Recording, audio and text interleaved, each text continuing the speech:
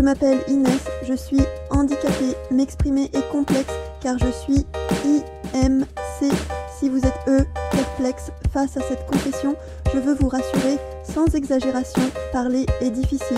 C'est mon élocution qui est fort imparfaite, mais pas ma réflexion. J'ai un master en droit, je suis en doctorat, j'ai beaucoup travaillé pour en arriver là. Moi, ce que j'aime, c'est écrire. Sur mon ordinateur, je veux plaider des causes qui me tiennent à cœur. Dans notre société, il est bien dur parfois de vivre avec les autres. Pour tous les gens comme moi, un monde inadapté à toutes les différences. Public handicapé, c'est à vous que je pense.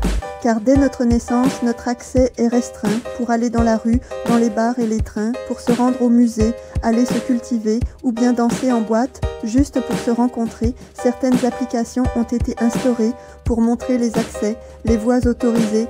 Si le pass sanitaire avait ses insoumis, pour nous c'est constamment que tout se négocie.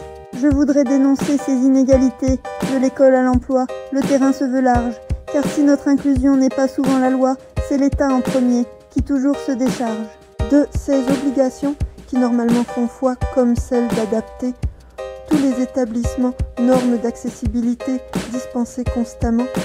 À l'école, on a droit aux aides de vie scolaire, mais avec leur salaire, synonyme de misère, leur défaut d'avantages et de reconnaissance, faut pas s'en étonner, les postes sont en vacances.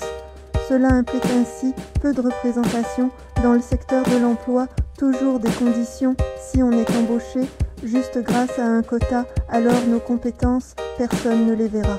Maintenant, je vais parler de sujets plus intimes. Nous avons tous des joies, des peurs qui nous animent, désirs inassouvis, défaut de rencontrer. Pour cela, aucune loi ne viendra nous aider. Au-delà de tout ça, nous sommes exposés à des idées reçues, beaucoup de préjugés. En effet, pour certains, être dans un fauteuil veut dire ne pas penser, aucun discernement, car quand ils nous regardent, blessés dans leur orgueil, ils peuvent honteusement se projeter différents, alors ils nous assignent à tous leurs préjugés. Un être asexuel ne peut être désiré, et si la déficience touche à l'intégrité, il est donc inutile pour eux de s'adapter. Ma plaidoirie, maintenant, va vite se terminer.